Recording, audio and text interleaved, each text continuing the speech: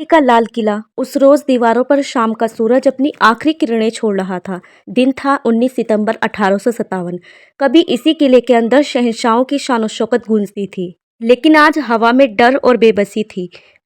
महल के एक कोने में बूढ़ा शायर बादशाह टूटी हुई आवाज में अपना कलाम पढ़ रहा था।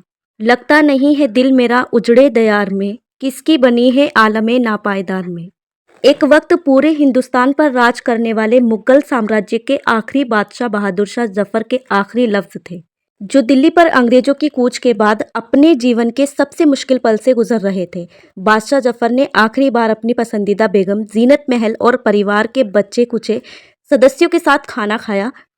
कोई राजसी पकवान नहीं था। रात के तीसरे पहर होते ही आखिरकार एक सफेद चादर ओढ़कर अपने वफादारों की सलाह पर किले के बाहर निकलते हैं। हमेशा के लिए किला छोड़ने का फैसला दिल चीरने जैसा था, ये जानते हुए भी कि अगली सुबह उनकी सल्तनत का अंत लेकर आएगी।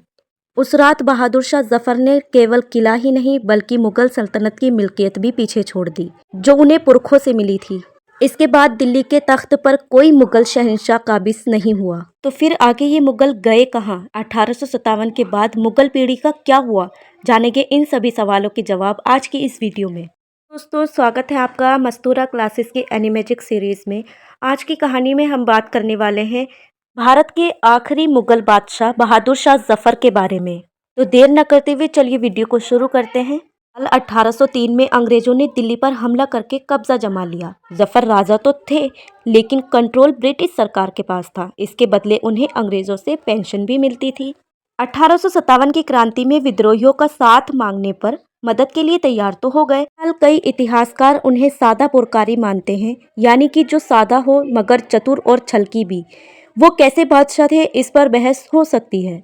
जफर के सेनापति बख्त खान सेना का नेतृत्व कर रहे थे। बहादुर शाह जफर के बेटे, खास तौर पर मिर्जा मुगल, मिर्जा खिजर सुल्तान और मिर्जा अबू बकर विद्रोहियों के साथ मिलकर उनका नेतृत्व कर रहे थे। ब्रिटिशों ने इस विद्रोह को दबाने के लिए पूरी ताकत तो झोंक ही रखी थी। दिल्ली की घेराबंदी कड़ी कर दी गई। अंग्रेजों ने जफर की सेना को एक एक करके पीछे हटने पर मजबूर कर दिया। 14 सितंबर 1857 को ब्रिटिश अफसर जॉन निकलसन ने दिल्ली के कश्मीरी गेट पर हमला कर दिया। अंग्रेजों ने बदला लेने के लिए दिल्ली वालों पर खूब सितम किया। एक तरफ कत्लेआम हो रहा था, वहीं बादशाह के पास इसका जवाब देने के लिए कोई रणनीति नहीं थी। उन्होंने लाल किला छोड़ना ही ठीक समझा। अब अंग्रेजों की फौज पूरे दिल्ली पर कब्जा कर चुकी थी। 20 सितंबर को जफर छिपते छिपाते हजरत निजामुद्दीन की दरगाह पर पहुंचे, जहां उन्होंने अपनी सबसे कीमती अनमोल मिल्कियत दान कर दी। एक छोटी सी डिब्बी जिसमें मुए मुकद्दस यानी पैगंबर के बाल रखे हुए थे।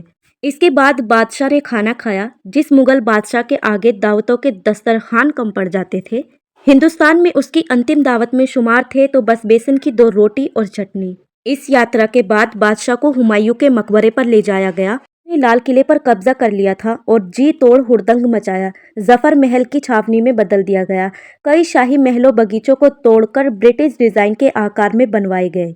अब दीवाने खास में ब्रिटिश अफसर राउंड टेबल पर चाय की चुस्कियां ले रहे थे। बहादुर शाह निजामुद्दीन की दरगाह के बाद हुमायूं के मकबरे पर चले गए, जहां वो अपनी जिंदगी के आजाद पल बिता रहे थे। लेकिन उन्हें ये आजादी ज्यादा दिन नसीब नहीं हुई।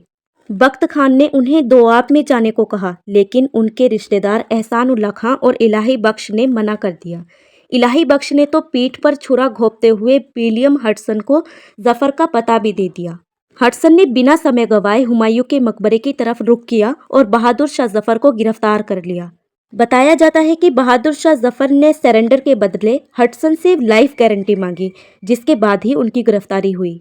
बहादुर शाह जफर की बेगम जीनत महल ने भी अंग्रेजों से अपने बेटों जवाब बख्त और वालिद की जान बख्शने को वादा मांगा, लेकिन ये दरियादिली बहादुर शाह जफर के 3 बेटों मिर्जा मुगल, मिर्जा अबू बकर और मिर्जा खिजर सुल्तान के साथ नहीं दिखाई गई। अंग्रेजों ने इन तीनों को दिल्ली के काबुली दरवाजे पर गोली मार दी, जो अब खूनी दरवाजे के नाम से भी जाना जाता है। तीनों शहजादों की लाश चांदनी चौक की कोतवाली पर लटकाए रखा गया। दरअसल इन तीनों ने ही क्रांतिकारियों की अगुवाई की थी। दिल्ली में हुए गदर को लेकर अंग्रेजों ने बहादुर शाह जफर के खिलाफ लगे सभी आरोपों की सुनवाई भी की, लेकिन चित भी उनकी थी और पट भी उनकी। भारतीय कानून जैसा तब कुछ नहीं था। अंत में देश निकाले का फैसला हुआ। जगह ढूंढी जाने लगी। पहले पेगू, जो म्यांमार का एक शहर है, इसका नाम तय हुआ, लेकिन सभी को इस बात पर सहमति नहीं बनी। कोई ऐसी जगह ढूंढी जाने लगी जो ब्रिटिश कंट्रोल में हो पर ज्यादा लोगों की पहुंच न हो। हुआ जफर को रंगून भेजा जाएगा। लाल किले में बहादुर शाह जफर के वक्त में 3500 लोग रहते थे, जिसमें से कुछ पिछले मुगल बादशाहों के वंशज थे, जिन्हें सलातीन कहा जाता था। बादशाह जफर के साथ रंगून जाने के दौरान इनमें से कई लोगों को इलाहाबाद में ही रोक लिया गया। जफर के कुछ बेटों को अंडमान में काले पानी की सजा सुनाई गई। रंगून में उनके साथ केवल 2 बेटे ही जा पाए। कौन थे ये? ये थे जवाब बख्त और मिर्जा शाह अब्बास। जवाब बख्त जीनत महल और जफर के बेटे थे। मिर्जा शाह अब्बास जफर की दूसरी बीबी मुबारकुन निशा के बेटे थे। रंगून में जफर को जिस जगह रखा गया था, वहां आसपास के लोगों को भी यह नहीं मालूम था कि उनके बीच आखिरी मुगल बादशाह जफर रह रहे हैं। जफर के साथ उनके बेटे जवाब बख्त और उनकी पत्नी जवानी बेगम भी रंगून में उनके साथ थी। अंग्रेजों ने केवल जफर की बहू जवानी बेगम को भारत आने की छूट दी। जवानी बेगम को उनके बच्चों को उनकी तरफ से 1947 तक पेंशन भी मिलती रही। नजरबंदी में अंतिम वक्त बिता रहे जफर ने 7 नवंबर 1862 को रंगून में आखिरी सांस ली। मरने से पहले उन्होंने मायूसी में एक शेर लिखा था, है बदनसीब जफर दफन के लिए 2 गज जमीन भी न मिली कुएं यार में। इसके बाद अंग्रेजों ने बहादुर शाह जफर की पीढ़ी को आपस में मुगल शहजादे या शहजादी पुकारने से भी मना कर दिया। उन्हें डेली स्टेट प्रिजनेस नाम से बुलाने का आदेश था। के पीछे उनकी कई बेगमात और दासियां थीं, जिन्होंने मौके की नज़ाकत को देखते हुए उनसे कन्नी काट ली। हालांकि कुछ उनके साथ भी रहीं। इधर मुगल शहजादों का जीना दुश्वार था। वो जिंदगी के लिए संघर्ष कर रहे थे। अंग्रेजों ने मुगल पीढ़ी के खात्मे में कोई कसर नहीं छोड़ी, लेकिन कुछ साक्ष्य ऐसे हैं जो आज भी मुगलों के हमारे बीच होने का दावा करते हैं। अहमद अली अपनी किताब टुलाइट एंड डेली में लिखते हैं, साल 1911 ब्रिटेन में प्रिंस ऑफ वेल्स जॉर्ज परचम के राज्याभिषेक के बाद उन्हें 1 साल बाद भारत का सम्राट घोषित किया गया था। तब जॉर्ज पंचम और क्वीन मैरी ने राजसी जुलूस निकाला था, जिसमें लगभग सारे शहजादे और सम्राट पहुंचे थे। जब ये काफिला आगे बढ़ रहा था, तभी बहादुर शाह नाम का एक भिखारी अपनी बेकार हो चुकी टांगों के सहारे शाहजहानाबाद, जो आज पुरानी दिल्ली में आता है, की गलियों में घिसट रहा था। भिखारी कौन था? इसे बहादुर शाह नाम क्यों दिया गया था? दरअसल ये मुगल शहजादा था, जिसके भीख मांगने का जिक्र ख्वाजा हसन निजामी की किताब बेगमात के आंसू में मिलता है।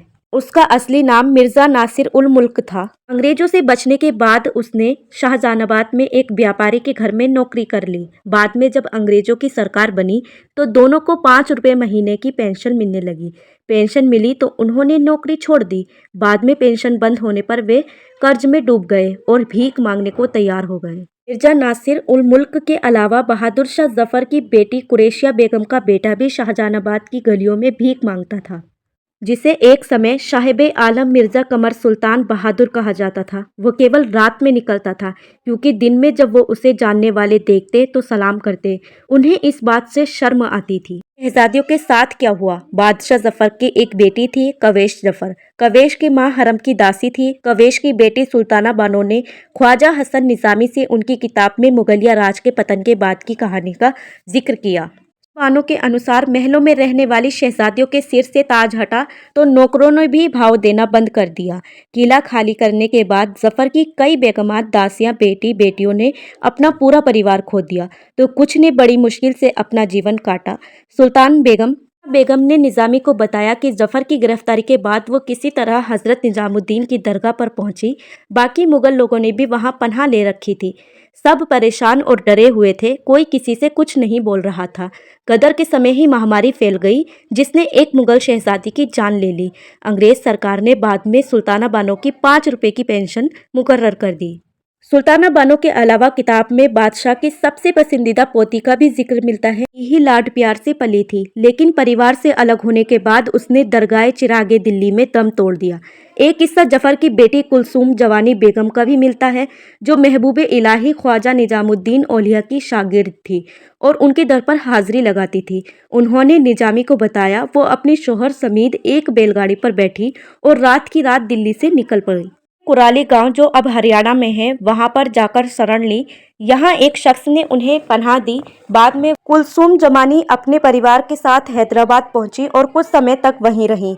कुछ समय तक उनके पति ने कुरान पढ़ाकर अपना गुजारा किया, लेकिन अंग्रेजों की पहुंच हैदराबाद में भी बढ़ने लगी। डर के मारे वो घर में कैद होने को मजबूर हो गए। एक बार उन्होंने मक्का का सफ़र भी किया। कई साल मक्का में बिताने के बाद वह भारत लौटे और यहाँ ब्रिटिश सरकार ने उनके लिए हर महीने 10 रुपये की राशि तय कर दी। बहादुर शाह जफर के बेटे जवाब बख्त के 2 बेटे हुए, मिर्जा सिकंदर और बेदार बख्त। बेदार उनकी बेगम नादिरा जहां से हुए थे और आधिकारिक तौर पर बहादुर शाह जफर के अंतिम वंशज माने जाते हैं। बाद में वे रंगून से भारत आए और कलकत्ता में बस गए। उन्हें ब्रिटिश सरकार और फिर केंद्र सरकार हजरत निजामुद्दीन ट्रस्ट से पेंशन मिलती थी। 22 मई 1980 में उनकी मौत हो गई। बेदार बख्त की पत्नी आज भी हावड़ा के फोर शोर रोड के पास गंगा किनारे एक मजदूर बस्ती में रहती हैं, जहां सूरज की रोशनी भी नहीं पहुंचती। कुछ सालों तक उन्होंने चाय की दुकान चलाई, लेकिन अतिक्रमण के दौरान उन्हें दुकान छोड़नी पड़ी। फिलहाल सरकार से मिल रही 6000 की पेंशन पर वो गुजर बसर कर रही हैं। साल 2021 में उन्होंने लाल किले पर दावा ठोकते हुए हाई कोर्ट में अर्जी दी थी, लेकिन कोर्ट ने सुनवाई से भी इनकार कर दिया। हालांकि उन्हें यकीन है कि आज नहीं तो कल उनकी मिल्कियत उन्हें वापस मिल ही जाएगी। चलते चलते आपको एक दिलचस्प बात भी बताते हैं। अंग्रेजों ने क्रांतिकारियों की अगुवाई करने वाले बहादुर शाह जफर के 3 बेटों को बेरहमी से मारकर उनकी लाशों को लटका दिया। उनके कई बेटों को कड़ी से कड़ी सजा मिली या मौत के घाट उतार दिया गया, लेकिन जफर की जान बख्श दी गई। क्यों? पर पोस्ट मुगल पीरियड पर रिसर्च कर रही अनुपा बताती हैं, अंग्रेजों में खुद इस बात की बहस थी कि आखिर जफर को लाइफ गारंटी किसने दी, औपचारिक तौर पर यह फैसला किसने लिया, इस पर मोहर किसने लगाई, ये साफ नहीं हो पा रहा था। जब हडसन से इस बारे में पूछताछ हुई तो उन्होंने जिंदगी बख्शने की बात से सरासर इनकार कर दिया। अंत में ये बात भी साफ नहीं हुई कि जफर की जान बची कैसे। जफर अपनी बाकी जिंदगी रंगून में बिताए। बाकी बचे मुगल वंशज वक्त वे वक्त भारत लौटे, लेकिन मुगलिया खानदान की वो शान शौकत फिर कभी नहीं लौटी। दोस्तों, ये थी वीडियो भारत के आखिरी मुगल बादशाह बहादुर शाह जफर के बारे में। आई होप आपको ये वीडियो पसंद आई होगी। ऐसे ही और वीडियोस, ऐसे ही और कहानी जानने के लिए हमारे चैनल को सब्सक्राइब करें, बेल आइकन प्रेस करें ताकि आने वाली वीडियोस आपको मिल सके। मिलते हैं नेक्स्ट वीडियो में, तब तक के लिए शब्बा खैर।